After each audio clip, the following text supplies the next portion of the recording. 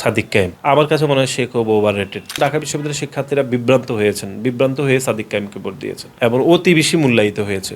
মানে সেরকম কোনো কন্ট্রিবিউশন না রেখে বেশি মাত্রায় মূল্যায়িত হয়েছেন বলে আমাদের মনে হয়েছে। আমাদের আবিদ, হামিম, মায়ের তারা খুবই ক্যাপাবল এবং জুলাই আগস্ট অত্যন্ত গুরুত্বপূর্ণ ভূমিকা পালন করেছে সবাই। পুরো গণ অভ্যুত্থানে আন্ডাররেটেড যদি আমরা বলি আব্দুল কাদের, আমার কাছে মনে হচ্ছে আব্দুল কাদেরকে উদ্দেশ্যপ্রণোদিতভাবে সিন থেকে দূরে সরে দেওয়া হয়েছে। ধরেন ছাত্র দলের কন্ট্রিবিউশনকে যেভাবে তারা খাটো করেছে ক্যাম্পেইন করে, তো তার বিপরীতে তাদের একটা উদ্দেশ্য ছিল।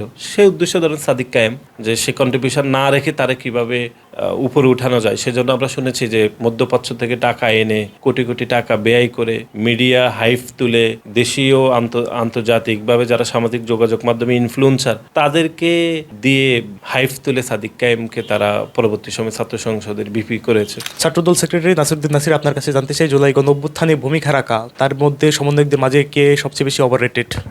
ধরেন জুলাই গণ অভ্যুত্থানে সমন্বয়কদের মধ্যে একজন ছিলেন, তারও নাম সেই রকম আমরা সময় শুনি নাই, আদৌ ছিলেন কি না বা কোথায় ছিলেন, কিন্তু এখন ওভাররেটেড অবস্থায় আছেন সাদিক কায়েম। পুরো সময়ে জুলাই গণ অভ্যুত্থানে আমরা এত মিটিং করেছি, মানে হচ্ছে সমন্বয়কদের সাথে আমাদের অনেক কাজ হয়েছে সংগঠন হিসাবে, আমাদের অনেক মিটিং, গ্রুপ কল, কিন্তু কোথাও সাদিক কায়েমের নাম আমরা শুনিনি। এটি খুব দুর্ভাগ্যজনকভাবে গণ অভ্যুত্থানের পরে তার নামটি আমাদের শুনতে হয়েছে।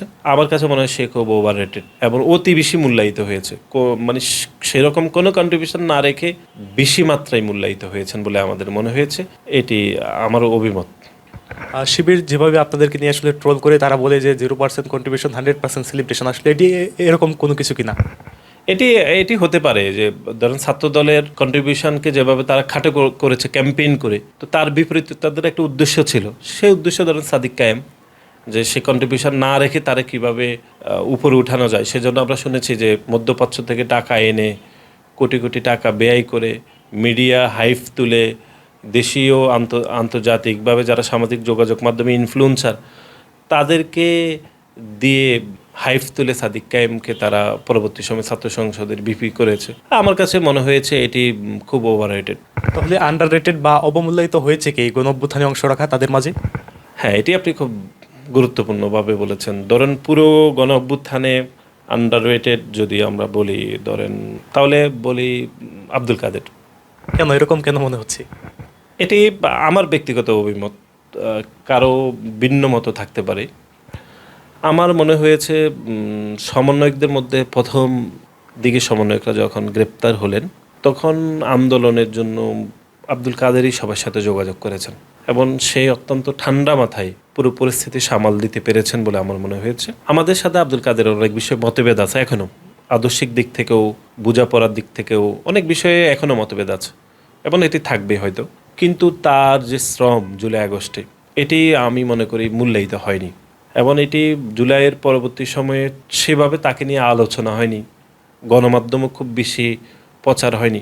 কিন্তু অ্যাজ এ পার্সন হিসাবে, ব্যক্তি হিসাবে আমি জুলাই আগস্টে তাকে অত্যন্ত গুরুত্বপূর্ণ মনে করি, কিন্তু এটাই আমার কাছে মনে হচ্ছে এটা আন্ডাররেটেড রয়ে গেছে।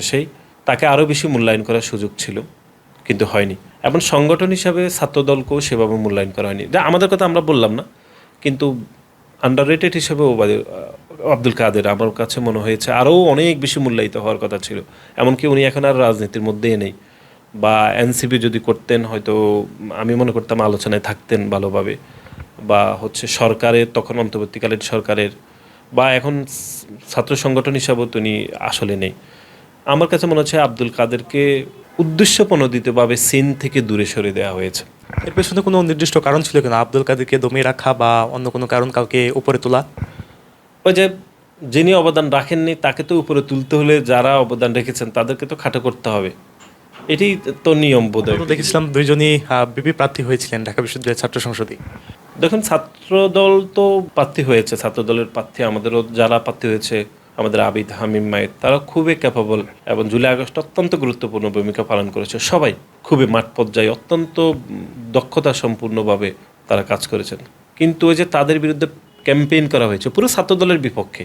আবিদের বিরুদ্ধে তো আপনি জানেন যে ভোটের দিন সকালবেলা একটা নিউজ করে তাকে দমিয়ে দেওয়া, এগুলো উদ্দেশ্যপ্রণোদিতভাবে করা হয়েছে এবং পুরো জুলাই আগস্টের পরে পুরো ছাত্রদলের বিপক্ষে হাজার হাজার নিউজ করানো হয়েছে এই যে বললাম এগুলো করা হয়েছে উদ্দেশ্যপ্রণোদিতভাবে, সেটি তো করা হয়েছে ছাত্রদের বিপক্ষে। কিন্তু ওই যে পার্সন হিসেবে আব্দুল কাদেরও তো ভূমিকা ছিল। ঢাকা বিশ্ববিদ্যালয়ের শিক্ষার্থীরা সেই দায় কিন্তু মোচন করেননি এবং ঢাকা বিশ্ববিদ্যালয়ের শিক্ষার্থীরা বিভ্রান্ত হয়ে সাদিক কায়েমকে ভোট দিয়েছেন। আমাদের বিপক্ষে তো ভোট ক্যাম্পেইন করা হয়েছে, তা আব্দুল কাদের তো অবদান ছিল, তাকে তো দেওয়া যেত, তাকে তো দেয়নি। ওই যে তাকে ভোটের আগে মেলাইন করা হয়েছে বিভিন্নভাবে, ঠিক আছে, তার সামাজিক যোগাযোগ মাধ্যমগুলোকে হেয় করা হয়েছে।